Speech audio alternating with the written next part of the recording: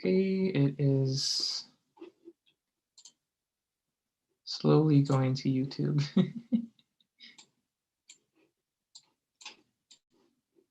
I'll warn you, my computer isn't the most powerful, so bear with me. Okay, I think we're live. I've got a time delay, so we'll kind of see how this goes.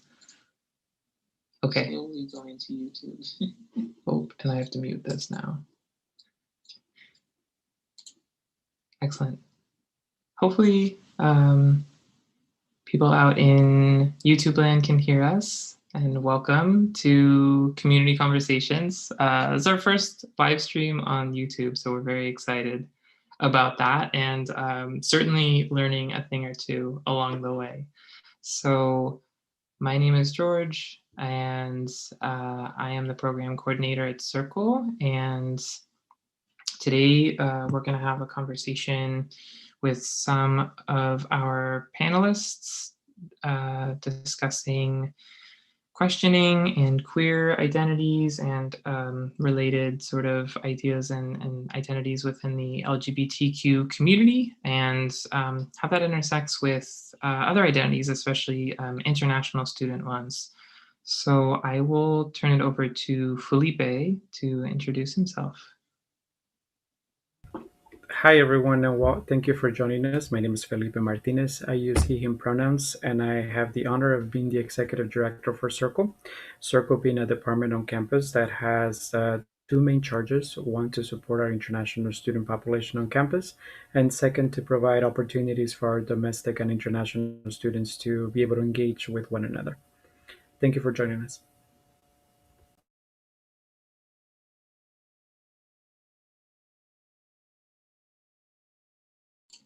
Okay, thanks, Felipe. Lev? Hi, everyone. My name is Lev Cunningham. I use they, them, and he, him for pronouns, and I'm really honored to be a representative of the Q Center in this conversation tonight. Thanks. Thank you. And Susan? Hi, everyone. I'm Susan. I use they, them pronouns. Susan Howe, by the way. I'm a current doctoral student in the College of Ed, and I'm really glad to be here and talk about my experiences as a queer international student at UW. Okay, thank you so much to all of you for being here. For those of you that are watching, I'm just going to stop sharing our screen now so that you can see our wonderful panelists. And I will put a form into the chat for the YouTube. And if that doesn't work, I will find another way to get that form to you, but that's what we're going to use for you all to ask questions to our panelists. So please, that's totally anonymous. Go ahead and just submit any questions you have there. And as we have time, we will be sure to address those. In the meantime, we're going to start out with some questions to get the conversation going. And the first one that I'd like to ask of you tonight is, what does questioning mean to you?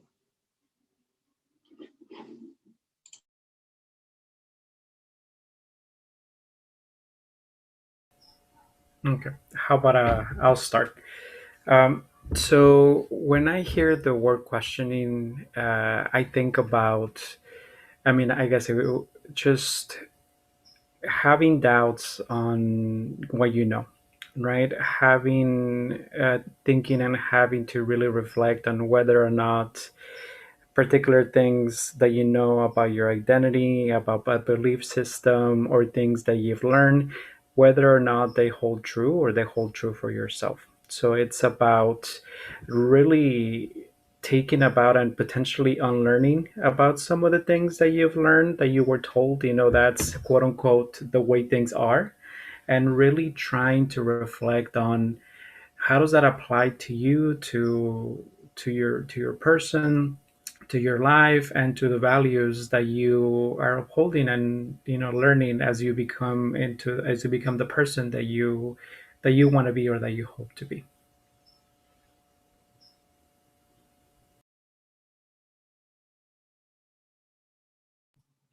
When I think about questioning in my life, I think about the ways that some identities for me have always felt pretty fixed.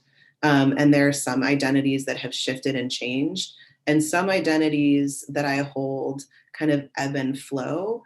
And I'm not really sure where I claim, and I'm in process with them. And so, questioning for me in my own experience often means like being in process.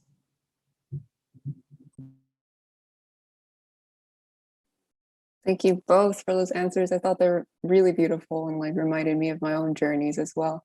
For me, questioning, I think, relates to exploration, sort of realizing that norms in place might not be enough to capture who you are or explain who you are.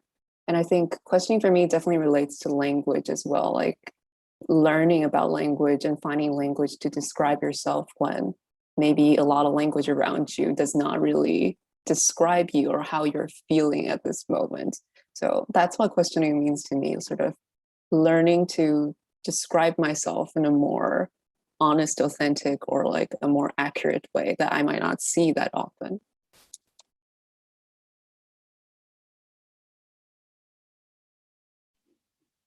Great. Thank you all for sharing that and for kind of sharing different parts of you with us as you answer that. Can I just add something, Yeah. George? And then it's as Lev was talking, and then Susan. One of the things that came to mind is that questioning is also a journey, right? And it's like a journey, whether it be a self-discovery or finding a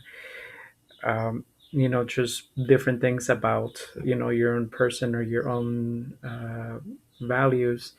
And it's just, it doesn't necessarily mean that you have to reach to a particular destination, right? It's more about the journey and what the learning and unlearning that comes from that journey. So thank you, Susan and Lev, for that.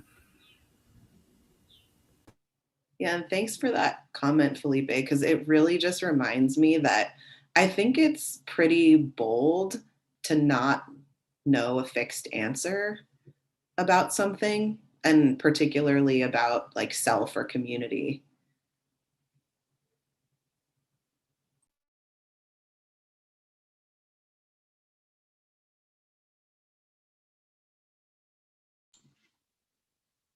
Great. Yeah, thank you for adding on. Please feel free to kind of like go with it. I don't want everyone to feel like we can just go around and everyone say one thing and then we move on. Love to hear responses that you all have to one another and how you want to build um, on that. So the next question is the other part of our title for the event tonight, and that is, what does queer mean to you?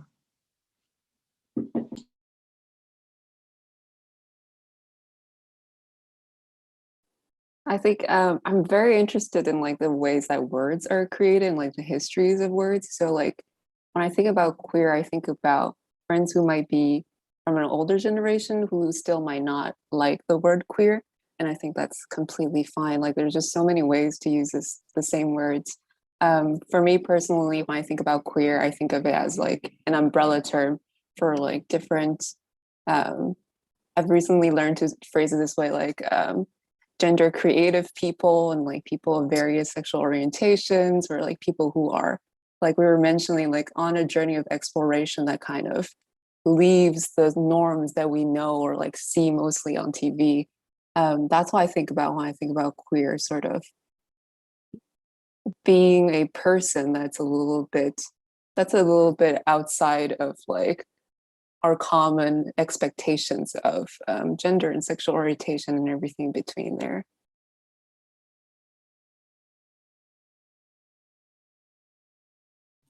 Yeah, a lot of that really resonates. And I would add that at the Q Center, there are a lot of conversations that are up amongst students and staff and faculty as well about queer as a politic, and what does it mean to hold an identity that one might claim or communities might claim as fundamentally like anti-imperialist, anti-police, anti-militarization.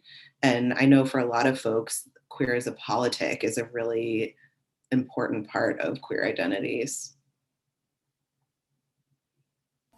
It almost as the statement, right? Like when someone enters a room and they automatically disrupt the entire environment just by their presence. But at the same time, their presence is a movement, of, like you mentioned, a politic. Um, and then when I think of queer, I think of, and similar to what Susan mentioned a little bit ago, that it could be generational, right? Like I'd also take into account the how the term was used earlier to essentially as a derogatory term, and now the reclaiming and how it's the embracement of the term. But when I think of queer, I think of community. And I think of the way of how, like Susan mentioned, different folks that could be describing themselves in different ways, belonging to a community that disrupts, that challenges, and then makes it known that we also have a right to live, right, and to exist. And then it doesn't matter how we present or not present. It's just at the end of the day, we're us, and then that's what's the important thing.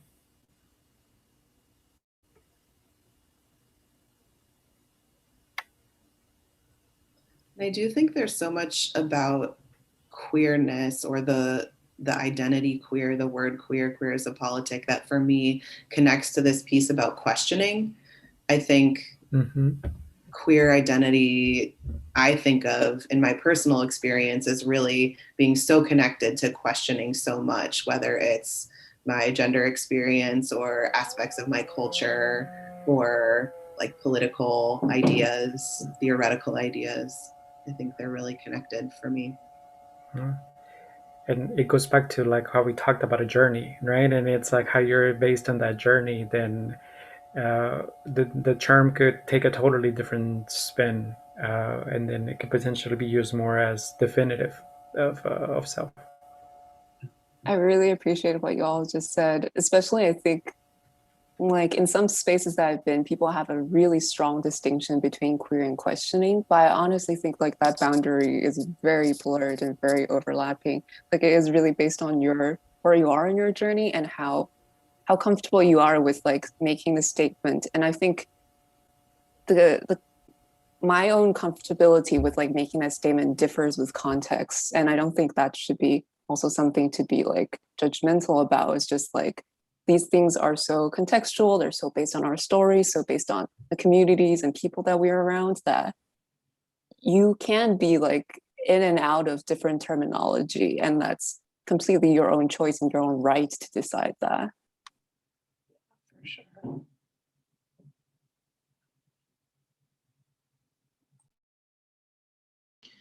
Well, I have a follow-up question, kind of based on some of the things you all were saying, especially kind of exploring identity and queerness and questioning as a journey. I'm wondering if any of you can speak to how your ideas or definitions or feelings around queer and questioning have changed or evolved kind of over any span of your life, whether or not that's recently or long term.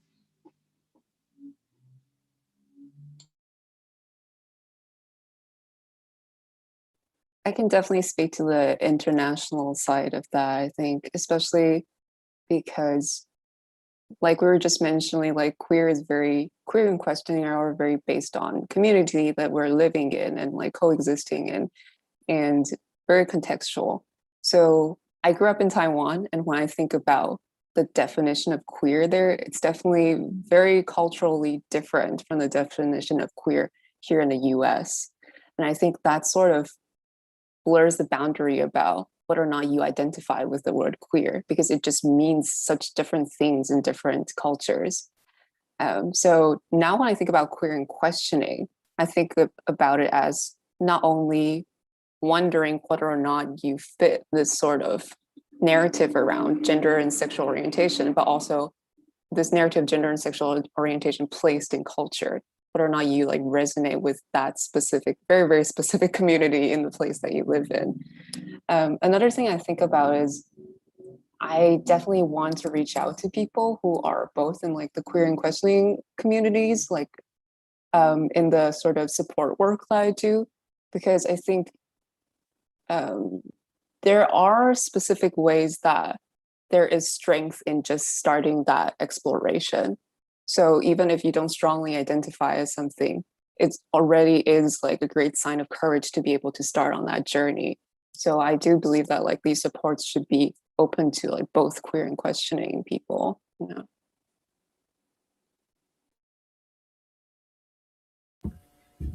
I love that, Susan, because one of the things that I always tell people is that to throw in a new term, right? Like the coming out process, which is kind of like embedded. What we're talking about, I always tell folks that a it's a journey, it's a process that they could go in as deep as they want to go, or they could pull back if they want to. It's more about making sure that you have that exploration, and if there's questioning for you, be able to like reflect on why is it a question, what are some of the things that you could do to explore, right, to be able to manage through that.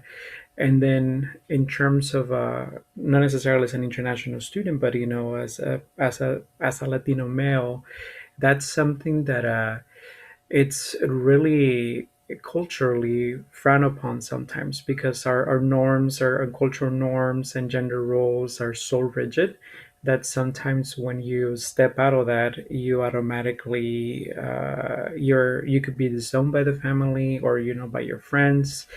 And then some, especially when folks live at home, then that could become a really difficult experience.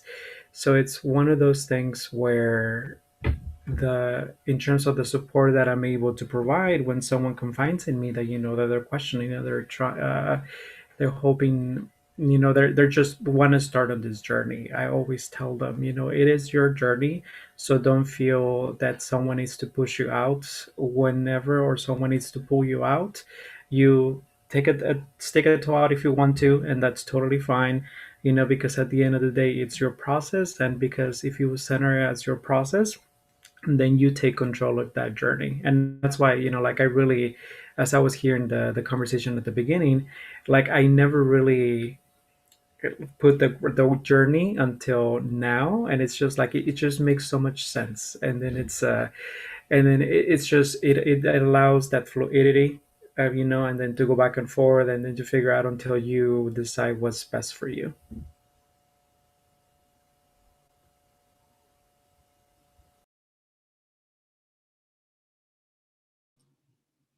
Yeah, I really appreciate that piece about the journey, Felipe. And I'll share that the Q Center, which is in the hub at UW, has spaces for students to come connect with other students and receive support while they are on their journeys of being queer or being questioning, and also having friends who are queer or questioning. We have folks who come in to learn about what their peers and friends and family members might be going through. And some of the spaces we have to offer support for students who are on that journey are Color Mode, which is support for queer and trans, Black and Indigenous people of color. It happens Friday afternoons. And then we have Gender Discussion Group, which is a conversation that centers the experiences of trans and non-binary and gender non-conforming folks. And that happens Tuesday afternoons. So I just wanted to make it known that those support spaces are available, as well as other support spaces on campus that I'm sure will be mentioned. And one piece I want to add here, I think, is a little bit about my own journey as a queer professional staff at University of Washington. Um, I, I have had a queer identity since I've been a University of Washington employee, which has been, about 10 years now, working in different areas, different units. And I think that now there's like visibility and acceptability in having a queer identity as a professional on the UW campus in general, that was not as present when I started working at the U 10 years ago. So I've just noticed that sort of trajectory change as culture in the US has changed.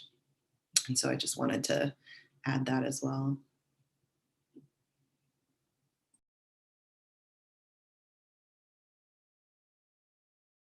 and then that visibility, right, helps to provide that nudge sometimes, right? When it's like being able to say, hey, who, if I'm feeling this, or I have these questions, who can I turn to be able to kind of like help make sense of what's going on. So it's and that's what we tell students, right? When it comes to going to college, right? It's like, college is going to be the place where you're going to find yourself, all these things, and that you thought you knew may not necessarily apply. But also, thank you for mentioning that, because that also applies to us as professionals, right? Sometimes we forget that, the same support systems that we provide to students are also available to us. I also think like that points to community, because I think even myself as a student, like working with you all and like having these conversations, just sharing stories in a community, like just sort of jump starts ideas in my head. And like I talked earlier about like language and like finding the right language. And I think sometimes I have a hunch about something and I can't quite name it. Um, like for example, I think my like gender identity as non-binary was something that I really couldn't place a word on for the longest time. And like being able to like share stories with other people, reading books, and like just reading things that people suggest, like really helped me place my experience, my story in other people's experiences and find the language for that. And for me personally, I think like labels can be a little bit restrictive, but I think like finding a language helps me to like build communities, just sort of like a jump start for things in some ways. Yeah.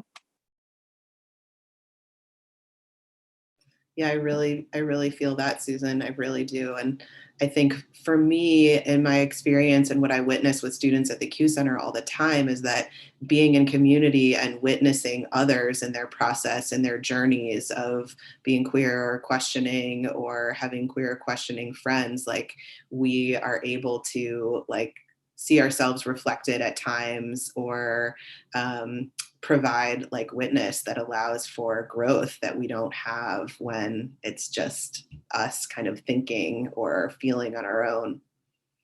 Yeah, so much healing and connection and learning happens in community.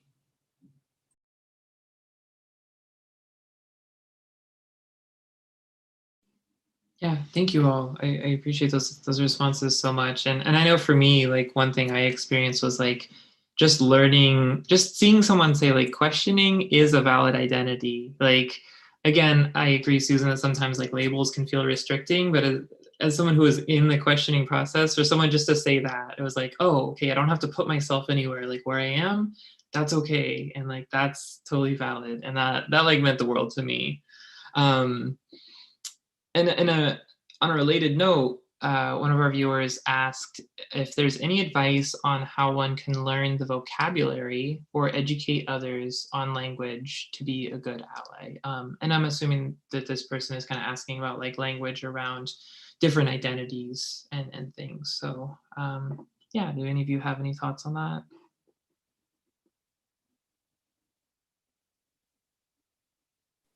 I'm sure like the staff members here might have more like official. I'm not sure. I don't want to assume either, but like maybe there's like more official places for language around this.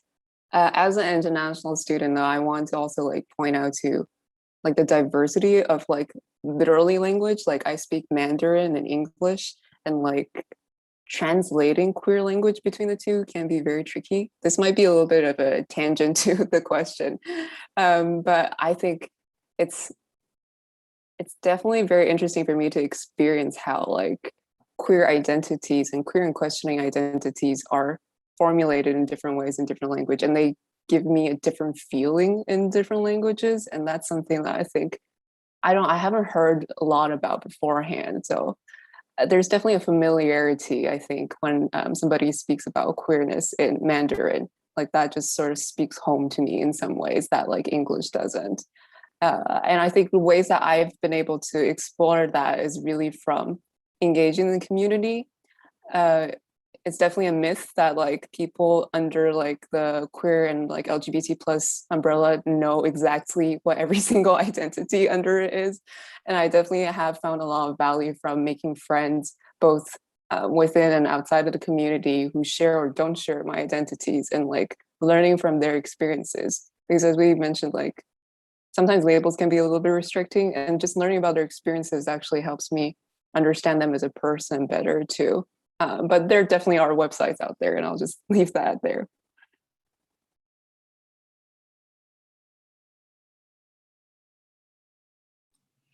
Yeah, kind of connected to that, I would share that for me, the most effective way to learn language that folks use to identify themselves and name themselves is to ask. And if you hear language that people are using, to really reflect that back. Because like Susan was saying, it's all so contextual, and people have different ways of identifying, as well as there are different contexts where people might identify in different ways. So I always just try to reflect back language that people are using themselves or ask. Yeah, then so like for example with pronouns, right? Paying attention to that, or a preferred name, and then just listening to how folks speak of themselves. I think that will be the most powerful way and validating way, right? On making sure that we're paying attention to address folks the way that they hope to be addressed.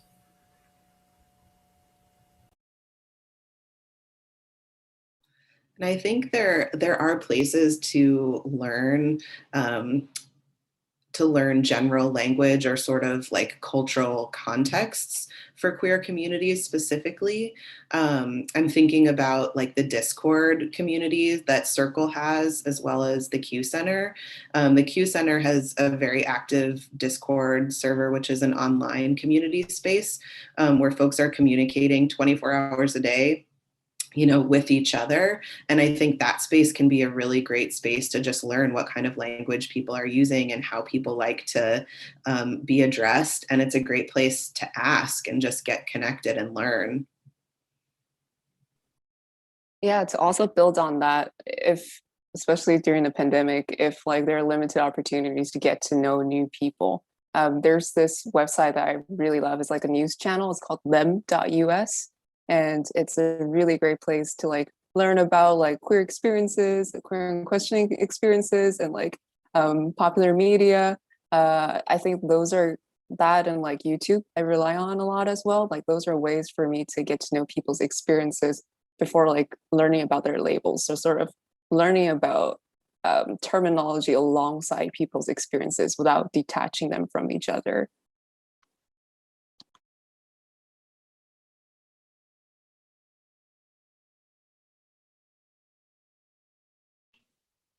Wonderful. Thanks for sharing. And I just shared that link in the YouTube chat, and love if you, I can either share the Q Center, just general website, or if you have a Discord one that you'd like, just let me know, and I'm happy to share that with folks there as well. Thanks. Yeah. If you want to share the Q Center website, that would be great. And there's a little drop down link right at the top bar where folks can click to apply to be on the Discord server. And the application takes just a minute and involves providing some basic student information. Yeah. And that's how folks can get connected on the Discord server. Great, thank you. And then I'll be sure to post the Discord for Circle as well, so you can join us there. So thanks for those resources. If you're watching, please keep the questions coming. We've still got time to answer those, and we've only had one so far. So we'd love to know what you think and what you'd like to know from our panelists.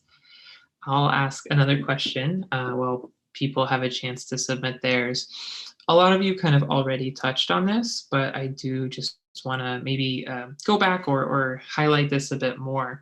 And I'm wondering if you can share what some of the intersections are with your identity or identities related to queer and questioning and your cultural background.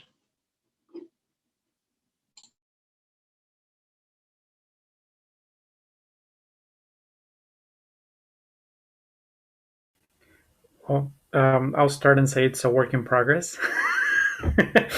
and then and then the reason why I say that, it's because so like ethnically I'm Mexican, and then and then when Susan was talking about the language, So we speak Spanish in Mexico, and then most Latin American countries do speak Spanish, to include Spain. And sometimes one word could mean something completely different in another country, and then that could become a derogatory term or a way to embrace and develop community. And then even the language itself, it's so gendered, like even water, the land, everything has to have a gender affiliation. So when I say a work in progress, is that the patriarchy is so ingrained in the culture, but I'm happy to share that that there's people that are trying to change that, and then the best way to do that will be right, that not everything has to be gendered, like not everything has to follow within the binary. And what are some of the ways in which we could do that? For me personally, like the coming out process was, I came out earlier, and how old was I? I was 25, right? And then a lot of it is because going back to the journey, like I mentioned. So that's what led. Thank you for that, because now I'm going to be using that the journey. It was stop and go in college, and then so when I went into graduate school, that's when I really decided, okay, I'm going to start exploring this side of me. And when I finally was ready to come out, I'm part of a fraternity. So the way I did it was essentially to share the story with some folks, so they would be able to spread it for me. So I didn't have to necessarily continue to be coming out every single time to everyone, because that gets exhausting, having to explain. And then so at that point, like by strategically dropping some knowledge seeds, right, that was the way for me to make it easier on myself, but also it was a way for self-preservation. And then after that, knowing who wanted to continue to have a relationship with me and who didn't, because of the new knowledge that I knew about myself, that made it easier to continue those relationships. And I lost some relationships as a result of that, but that's totally fine, because at the end of the day, it is my journey. It is, who I am as an individual, and that was something that I needed to do for myself. And that goes back to culture, because it's like, unfortunately, the relationships that I lost was because the rigidity of my culture, and then what's accepted and not accepted, and what people perceive as to continue to have as a meaningful relationship with someone else.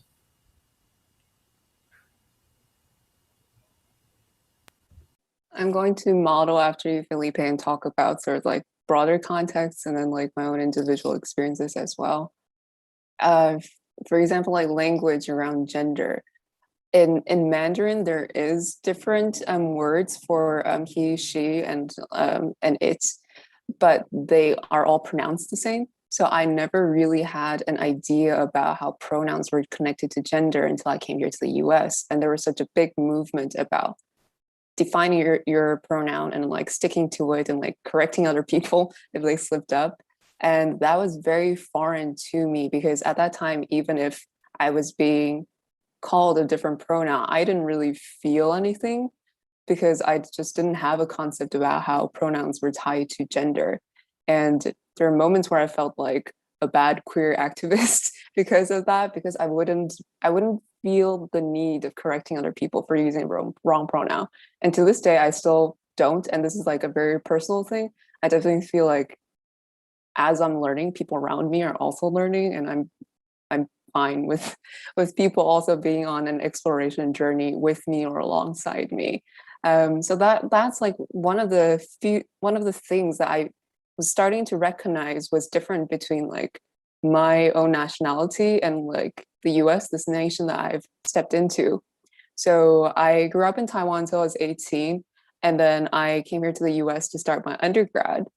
And on a personal note, at that time at 18, I had already known that I was like queer in a sexual orientation sense, but not necessarily in my gender. And coming here has been liberating that there's been so much dialogue in comparison to Taiwan that sort of escapes that rigidity of gender and like gender normativity. And it's been kind of a more layered experience, I would say, from some of my friends who are exploring gender, who grew up here in the US, because I think that sort of transplant of cultures makes me question, is this rigidity just tied to heteronormativity in like a global sense, or is this rigidity tied to my culture? And that was something I had to like try and figure out. And how do I improve my culture without also Americanizing it is still something that I'm trying to work on and figure out. And personally, I really felt a difference between queer friends who grew up here in the US and international queer friends. Because I remember being at this conference and it was for queer engineers. And it was supposed to be a place for me to build community, get to know other engineers who are queer. But I felt so isolated. People were talking about pop culture that I had no reference for, like stories, news pieces, past activists, but they were all grounded in like the history and the culture here in the US. And there were just these names that I had never heard of before. And the way that people present queerness here is definitely very different. Pride parades only became a thing in Taiwan fairly recently, but there's definitely a longer history here with like Stonewall, and like the annual pride parades definitely started here in the US way earlier than it did in Taiwan. So I definitely feel that in a lot of ways, this society has sort of moved in a different direction than in Taiwan. And learning that in that conference, I just felt that I did not resonate with anybody around me here. Only until the last day, I found myself like with sort of a ragtag bunch of students who like also looked like they couldn't fit in. And I talked with everybody there and I realized they were all international students. And that sort of clicked with me at that moment that, oh, like queerness, questioning, all these terms are actually not independent. Like there's definitely layers of this that are very tied to culture that matter a lot to me personally. Yeah.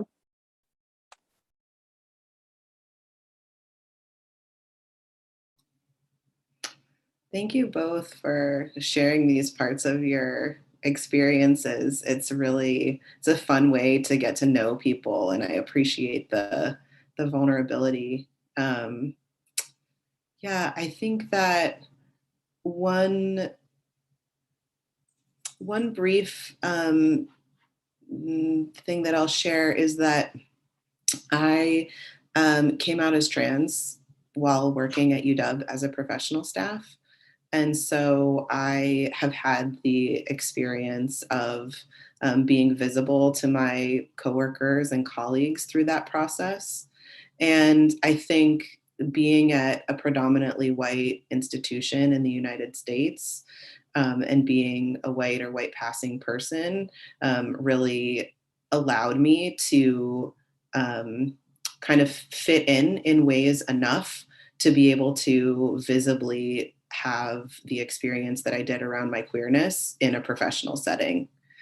And particularly my work at the Q Center and working with queer and questioning students and witnessing the boldness of student processes around questioning really kind of supported me in that process.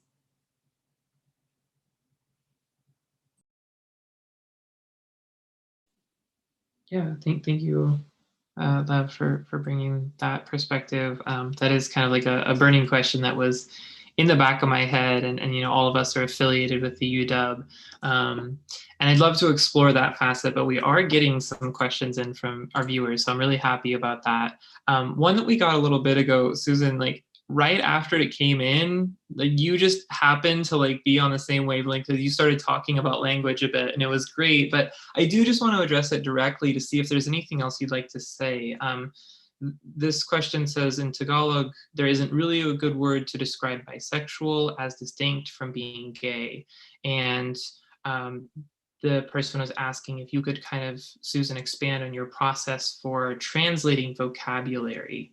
And they said that their parents don't really speak good English. And I think that that's kind of the perspective they're asking the question from. I resonate a lot with that. like non-binary is such a fairly new thing in Taiwan. There really wasn't language for it when I was growing up. Um, but I think it can be liberating in some ways because as we were talking about labels being restrictive, I found that, and this is definitely everybody take this with a grain of salt. Like everybody's journeys are very different, and like our families are all very different. Um, the way that I explained to how I was feeling to my parents was liberating because I was able to escape that sort of lens of just using labels. I could just tell them how I was feeling. So, in a non-binary sense, I just told them that I I see this is the way I explained it to my parents at least, and I saw that I thought of gender as like a set of personality traits and like expectations, but that I didn't really resonate with those expectations and traits of either man or woman. Sometimes I was in between, and like sometimes I was switching between them, or sometimes I was just completely different. And sort of going through that story with my parents actually allowed them to ask questions and like learn about, oh, so this is why you behaved in this way in like that moment in school, so and so. So I see it as a way for me to, before the language comes into my, like in Mandarin, I'm able to like share my story just as my story, at least without using other terminology. But to also expand on language, I've been in contact with a lot of queer Taiwanese folks. And one thing I found very interesting is sort of this globalization of language. In Taiwan, the term to the umbrella term for queer and questioning folks started out with the term for uh, people who peoples whose sexual orientation are aligned with their own gender identities. So it kind of, for me, it kind of mirrored the language here in the US of gay being the umbrella term for everything first before things moved on to being more diversified and inclusive. And it's interesting to see that mirror. And I think from my experience, like as a person who's going between cultures, I think that gives me a level of criticalness about being careful and like being more inclusive with my language in Mandarin. And like I said, I don't have an answer to how to like make Mandarin more inclusive and like don't be Americanizing Mandarin. But like right now, I think my stance is if you're a part of that culture, maybe it's okay for that culture to be open to criticism and for people of that culture to participate in redefining and remaking meanings and words. Yeah. Yeah, wonderful. Thank you for sharing that and sharing your perspective on that, Susan. Got a couple more questions here. And the next one is, what are the universal obstacles that the LGBTQ community faces? And I'm going to add one onto that, not as a spoiler necessarily, but just as food for thought. Are there universal obstacles? Because we are talking about, the diversity of our identities, right? And so one person's experience as LGBTQ may be very different from another. So that was a little long-winded, but yeah, what are the universal obstacles that the LGBTQ community faces? I would say that the universal obstacles that the LGBTQ community faces are the universal obstacles that all of us on Earth are facing right now, which I would see as poverty and racism. Yeah, that would be my first answer, and I look forward to getting into this a little deeper with you all. I appreciate that, Lev, because my reaction, my first thought was going to be that the assumption that everyone had that there's a universal obstacle, right? And not necessarily that the question is wrong, but it's kind of like it goes back to what Susan was talking a little bit earlier, that the perception that everyone is going to have the same experience, and then you're going to have particular things that you like or particular things that you're going to experience, and because of culture, family dynamics, socioeconomic circumstances, like Lev mentioned, there's going to be differences, right? So let's just focus on, that's why I appreciate what let's say, racism and poverty, which are two universal things that everyone encounters. Yeah, so thank you for that.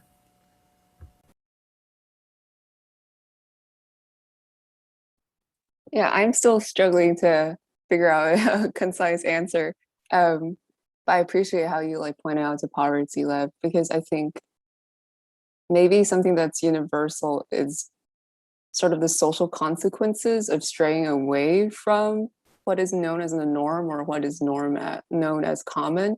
And some of those social consequences are definitely financial and definitely wealth related. And I think that is what ties into the poverty issue. I also want to add that, like, I think race as language in Asia really is less common, especially because each nation is very homogenous. But I still do believe race is an issue in Asia from my current explorations, at least, and definitely like culture plays a big tie into what Felipe you were saying. Just because culture intersects with everything, there's an assumption that we all experience things the same, and that's definitely very harmful at times.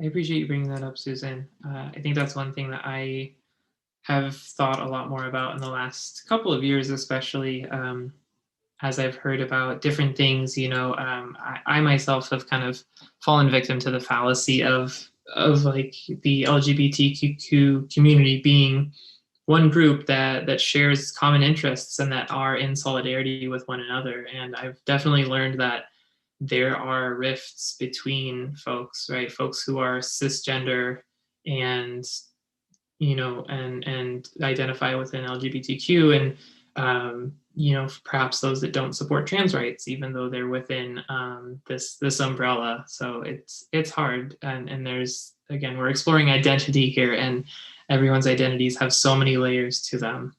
It's hard to pick apart sometimes, but I appreciate you all kind of identifying common themes and unifying connections. On the note of trans rights, the next question is, how accepting has transitioning been for trans people during this time and area? And I'm assuming that the person is asking maybe specifically like the Seattle area. But if not, whoever submitted that question, feel free to follow up on the form and let me know. I'm happy to start on this question and share that in general, I witness a lot of people, a lot of students coming to the University of Washington, people coming to the greater Seattle area because this area in the US is known as being LGBTQ friendly.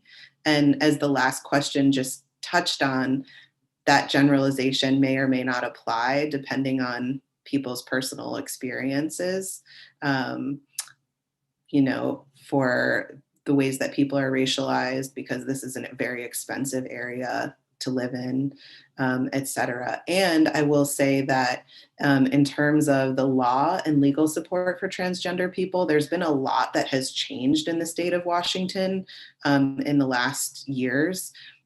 One thing that I can speak to that I think is really significant for trans folks in this area is that in 2015, a law was passed so that in the state of Washington, health insurance providers are required to provide gender affirming care for trans folks. So that's a really big deal. When I was a grad student at UW, trans affirming healthcare, gender affirming healthcare, gender supportive healthcare was not covered by insurance providers, public or private.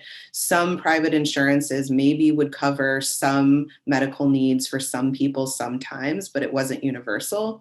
And now fast forward, and where we are right now is public and private insurance is required to support all the medical needs of transgender people. And trans health isn't an exception to health. It's trans health is primary care. Trans health is mandated healthcare. So I would say that is pretty significant and speaks to an experience that is also particular to the state of Washington, and throughout the US, it can be really different.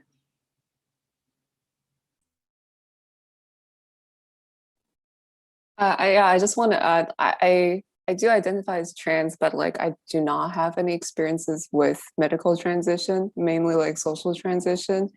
And this is also my first year here in Seattle, and everything's been on Zoom. So that's definitely a very different experience. But I agree with Lev. This has been a very welcoming environment from my own experience about being queer friendly. And it's very interesting because I've been reading books about being non-binary and people's experiences being non-binary, and they frequently cite Seattle as a place for people to be in and like find community. And I've definitely found that, at least in my workspace as a researcher, that I've never had to explain anything, and people were very accepting of using my pronouns, so that I'm very happy about. Yeah.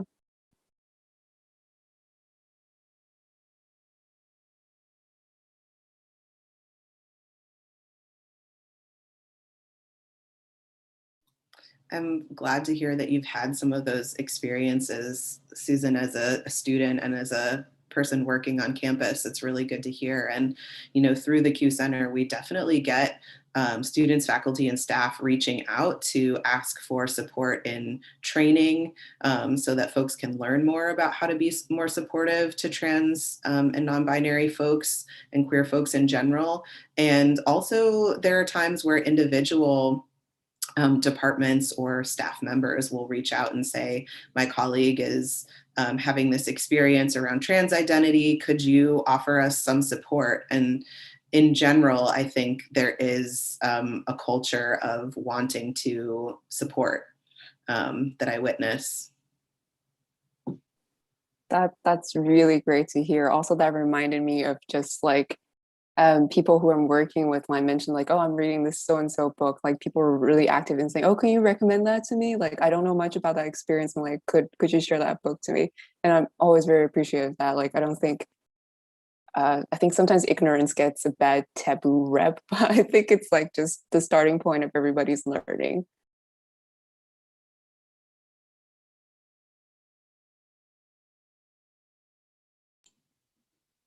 Yeah, thanks for sharing all of that. Uh, we have just a few more minutes left, but I kind of want to uh, close off a few of the ideas that you all brought up, and say that that question also was asking, about this time. And I think this time is really interesting to consider because it's a pandemic, and community looks a lot different online. I am the kind of person that responds a lot to the physical spaces, right? And like Susan, for you, you haven't had a chance, right, to physically step foot into any spaces.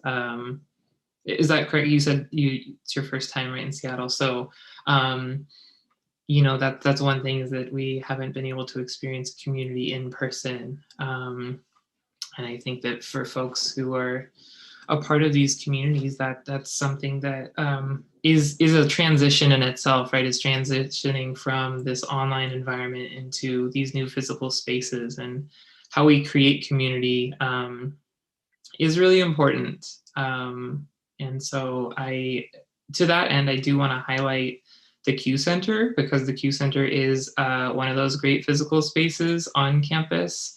If you haven't been there, I recommend you stop by. But Lev, would you like to tell us a little more about the Q Center? Yeah, I would love to. Yeah, thanks. And don't stop by quite yet, because we're not quite sure how we're going to be open in the fall. I think everyone, is still going through what we're going through globally. And we in Seattle and on the university campus are trying to figure out how we're going to be together in community. So what I can say about the Q Center is that we're a 24/7 online community. You can check out our Instagram, check out our Facebook, and join the Discord server. There is a graduate student specific Discord server, and then there's a general Discord server that's open to all members of the Q Center community, including Q Center alums, so folks who graduated from the U, staff, etc. So check out that space. And we are offering community spaces online through Zoom for now. So on Tuesdays, we have Gender Discussion Group. That's a group that I facilitate. It's Tuesdays at 4 o'clock. And it's a drop-in confidential space for folks to process what is up around gender and just build community. And I'll say that Gender Discussion Group has actually been happening on the UW campus for, I think, 17 years now. So as long as the Q Center has been around. And the group started, it was in the back room of the old Q Center, all the shade down. It was a really different time, I think, culturally in the US and on our campus. And now fast forward, Gender Discussion Group is really out and visible. And often we have probably about 5 to 7 students who drop in. Many are undergrads, but all are welcome. And you don't have to be, or you don't have to question it. If you think you come by. And then on Friday, we have color mode facilitated by us and our. And color mode is an important space that centers the experience of Black and Indigenous queer and trans. Community space is a place to support action, community make really how we are community center will also be the LGBTQ. Oh no, it looks like we've lost Lev. They did say their internet was a little unstable, so sorry, because those are some really great points. Check out the Q Center website. It's in the YouTube chat, and I know that they have contact there where you can reach out to people. I also saw that a question that just popped up a minute ago was asking if there's any resources for educators that want to bring this kind of conversation into the classroom. And again, I think the Q Center would be a great place to go and ask those questions. I know that the College of Ed, there are folks that have that in their mindset at the UW, but I think the Q Center will be a good first point of contact for you to ask those questions and start that conversation. Well, maybe Lev will be back, but if not, I did want to turn it over to Susan, if you could speak a little bit to International Pride. Yeah, definitely. Also, definitely like a plugin for color mode, which I think Lev was getting at the very end. It's a group in the Q Center, which is catering for BIPOC students who are identifying as like queer and questioning. So that's definitely one route, and also one group that I've started this quarter, especially because our communities are now mostly online, and that can be very isolating, especially for international students. So I've created this group called International Pride, and it's a place where international queer and questioning students can come together, and we sort of chat about anything that's going on in your life. It doesn't have to be related to being an international student or being queer or questioning. Because I think sometimes when we talk about our problems, inevitably it might be based on that context. So it's just a space for us to just be comfortable with each other, get to know each other, and build community. So when we come on campus, we can still see a few familiar faces.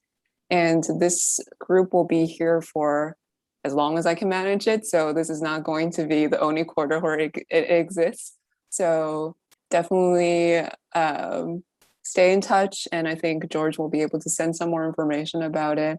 And it'll definitely be here next quarter as well. So if people are interested, we do have a closing date. So be sure to email us and we'll get to know you a little bit and then like welcome you into the space. Yeah, is there a best place for folks to reach you, Susan? Yes, so there's an email. It's intpride@uw.edu. Okay, intpride@uw.edu. Yeah, thank you. Yeah, and we meet for about an hour and a half every week. Yeah. Great. Yeah, so folks, check out, I just put that link in the YouTube chat. Check that out. Send send thoughts and questions to that email to get involved. And I would just like to briefly share one of my many screens that I have open. For Circle, we appreciate you joining us tonight for community conversation. And we'd like to let you know we have one more of these to wrap up the year. That'll be on about a month from now, Wednesday, May 26th at 7 p.m. Same time. That one may not be live streamed, but we'll see. There were so many people that joined us tonight, so maybe this is the way to go.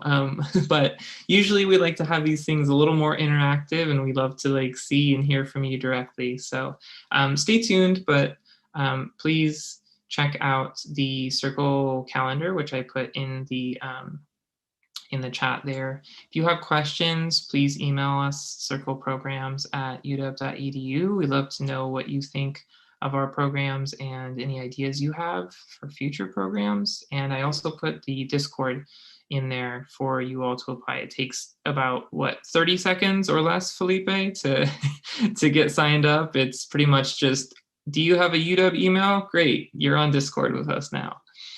Anything else you'd like to highlight, Felipe, before? Well, the only thing for one of the events that the Q Center puts together that Lev couldn't share was Lavender Grad, which is on June 5th, I believe. And it is a very fun event. So if you're interested in participating, Q Center's website, and you'll be able to sign up from there. Last year was, interestingly enough, broadcast to YouTube. So it's a great event to celebrate each other, and it's a lot of fun. So I will encourage folks to participate if you're graduating. And other than that, from the circle perspective, uh, thank you so much for attending. But will let George wrap it up for us. Wonderful. Thanks, Felipe. I just put the Circle Programs email in the chat for you all. We're so glad to have you with us this evening, and we hope that you're well wherever you are, and join us soon again for another event. Take care, and thanks to our panelists.